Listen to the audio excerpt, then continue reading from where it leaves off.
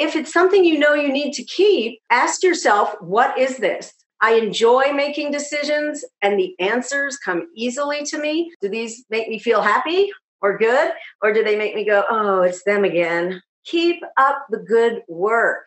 Start wherever you are right now. You will accomplish much more than you expected.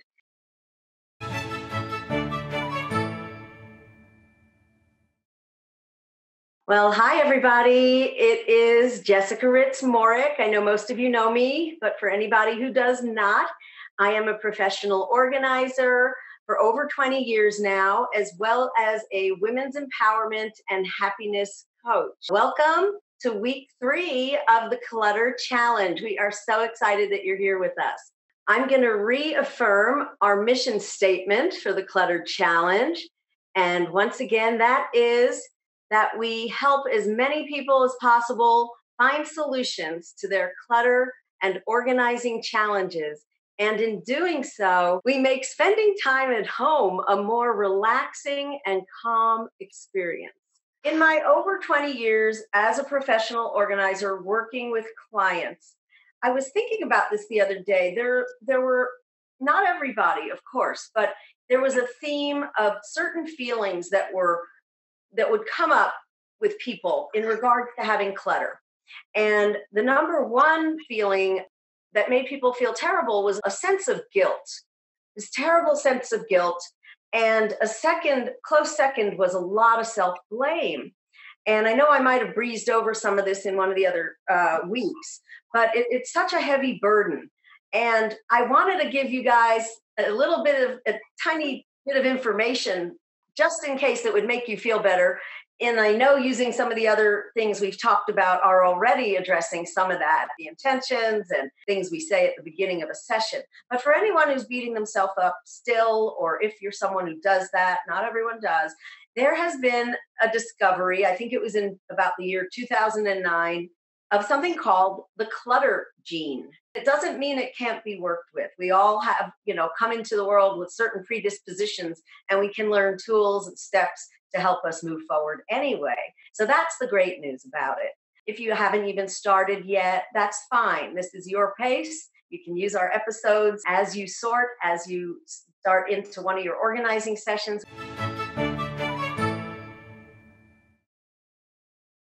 I'll just quickly tell you, when I was 4 years old, I became diabetic. My whole life I've been diabetic, and people scared me. They were trying to scare me into compliance. I don't blame them. I wouldn't take care of myself back then. And so by the time I was about 20 years old, 23 years old, I'd been told I would die painfully piece by piece if I didn't listen. And the fear did work. I was afraid. I had a slideshow in my mind of fearful things that could happen to a person. Didn't matter what it was. I just walked around with a picture show of fear. At about age 30, I'd say, I was introduced to the power of intentions, or also known as affirmations. And I was given a book, The Wisdom of Florence Scovel Shinn, that I think I mentioned before. It didn't just help me a little and wasn't a nice technique. About a month into using 1 or 2 affirmations, I noticed I had had a radical change of thought. I had no fear left in me. I didn't have a slideshow of fearful things. So I had a powerful example of how this can work. And I also used it in healing a problem I had. Actually, it was with my kidneys. I was warned back then, and they're fine now. So these are big. These can really, really help in a variety of ways.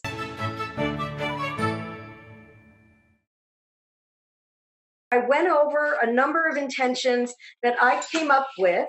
Let me see where these are. And they were to be used, and you were going to choose 1 or 2 of them. Some of you just joined us this week. You were going to choose 1 or 2 intentions to start saying repetitiously at intervals throughout your day or on your phone. And they will help to get your mind in the right place and keep it there. Here's 1 or 2. I enjoy organizing and seeing new space appear.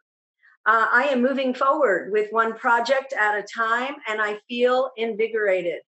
And 1 more, my organizing session flows with ease and grace. You can see I have paper. I accomplish much more than I expected. Now, that's a really great one, because you will. you will accomplish much more than you expected. Then people get like, oh my gosh, look at it. And they look around. So the purpose of the list isn't just, oh, make lists. Everyone tells you to make lists. It's to give you a guide and navigate you through the process of doing one thing and then another. Moving right along, the system I use, and there's always other systems that if one thing doesn't work for your space or for you, we can make a new system that does. There'll always be a 5% maybe adjustment that needs to be made when you hear me talking, where you go, yeah, that's great. Oh yeah, so is that. And you get to this one point I make and you think, oh no, I can't, that's not going to work for me. Well, circle that in your notes and then circle back around with it as a question on Facebook and say, I need to tweak this and make the system more customized for me in this one regard. When I work one-on-one with people, it's really important that we work with the way you think as well as a good system. These background systems will help you in future not have the moment where you just don't know what to do with this. And sometimes decision avoidance is not the whole answer, where you combat your decision avoidance. Sometimes it's you need a system there to assist you. The reason I'm loving these two products, the huggable hangers and this lifeliner, and I'll show you can cut it, is because both of them radically change the look and freshen up things that look old or like you wish you were going to put some money into redoing it or repainting it. Do that thing where you ask yourself, do these make me feel happy or good? Or do they make me go, oh, it's them again. Haven't worn them in years. But they were expensive. I mean, I've had those moments too. And, ultimately I have given them away if I know I'm not going to wear them. Okay. Does that help with the shoes? This is the perfect moment to marry in two of the pieces that we discussed from last week. Setting the intentions. Oh, not that again, right? But they are so powerful. And this is where the ones you've chosen as the two you chose from our list, or one like I am now willing to make all decisions with ease and grace, or the I enjoy making decisions and the answers come easily to me. Have them on a little card at your computer, at your sorting station. This is the moment to really use them. So we introduced those concepts last week. Now we're marrying into this sorting process, that technique, okay? The other technique that is imperative right now is be aware when that decision avoidance kicks in. I know you've heard this before, but this is the moment. So as you're going one by one through your pile, address it. Sit there with yourself. Be patient and decide. Okay. Now, for people who don't know what to keep, what to throw, these techniques are going to help you. I want to give you a key tip. When you start to dig into what we're calling the piles of paper, whatever it is, be aware that what you find on your desk and have decided to keep is going to dictate the name of the category. So sometimes people are like, I don't know what to call this. I don't know what this is. Take a stack of your paper, take it to where you're seated, and you're going to start your sorting process, right? You're going to know right away. Do I need this? Do I need this? If this is trash, you'll know right away. If it's a maybe, hold on a moment. But if it's something you know you need to keep, ask yourself, what is this? If we ask that, know what it is, right? We can at least identify what that piece of paper is. Well, what you say then, what you say next is going to be possibly your category or the name of your file folder. That tip, remember, what is this? Like, if you ask yourself, what do I do with this? Well, that's where we don't know, right? Sometimes. So by saying, what is this? You will know. You're going to identify what it is, and that's their category name or your folder name. Folders live in categories or files, papers, right? And they have subcategories within them. This will stop you from just putting it back down on your desk and trying to hope you see it in time, and it starts to form a bunch of papers that you didn't know quite what to do and you were afraid to put them away because you might not remember the things they're saying. Another feature of a pending file is that if you tie it in with having a morning routine every day where you determine how long that is, after you get up, after you do your breakfast or your health routine, you determine maybe it's a half an hour I need, maybe it's an hour, in some cases 15 minutes. Go back review your calendar, like we all can do on our phones now if we're using them, or your paper calendar, if you're still doing that. You review 3 or 4 things: your calendar, your pending file, see what needs replying to, cross-referenced in your calendar, your to-do file, I better do this now. And you're not leaving it so long that you never go back and look at the thing. It is a holding place, yes. These are holding places for scattered papers that would live on your desk. So that step of tying it in with your calendar is what, and sitting down every morning as a routine, and also with your events folder, if you decide to make one of those, will pull this system together. I put them down the center. I don't like the zigzagging that people used to do with the file tabs, or that mostly people do. I find it a little bit too ADD. It's calmer when I've put people's plastic tabs down the center of their file. I wondered if there are ways to enlist somebody else in your household. Yes and no. Okay. But I do have experience with this, and I do have ideas, and I completely get it.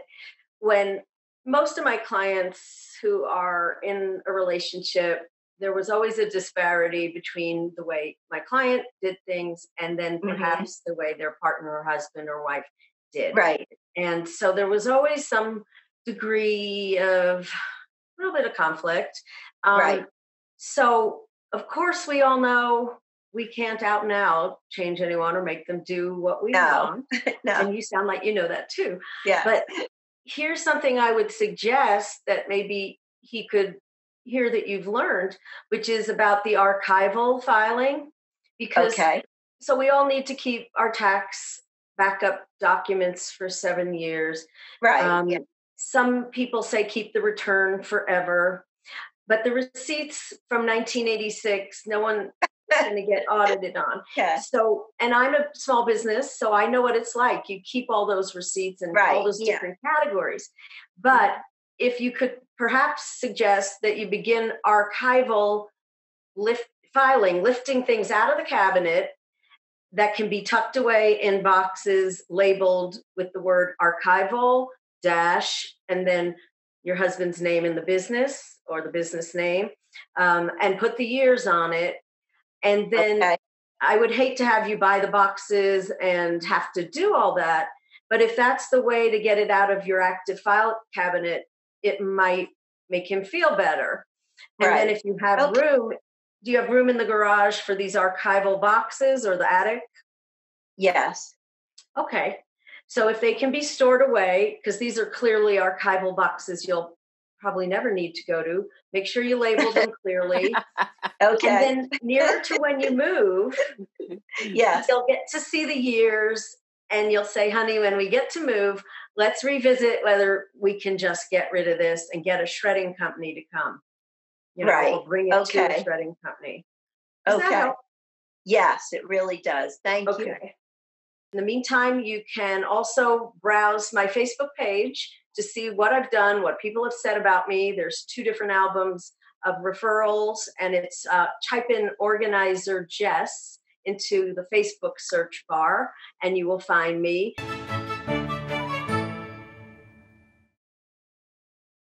Keep up the good work. Start wherever you are right now. If you've been making great progress, great. Let's keep it up a little bit at a time, just a little bit at a time. And if you haven't, we're going to still stand behind you and encourage you.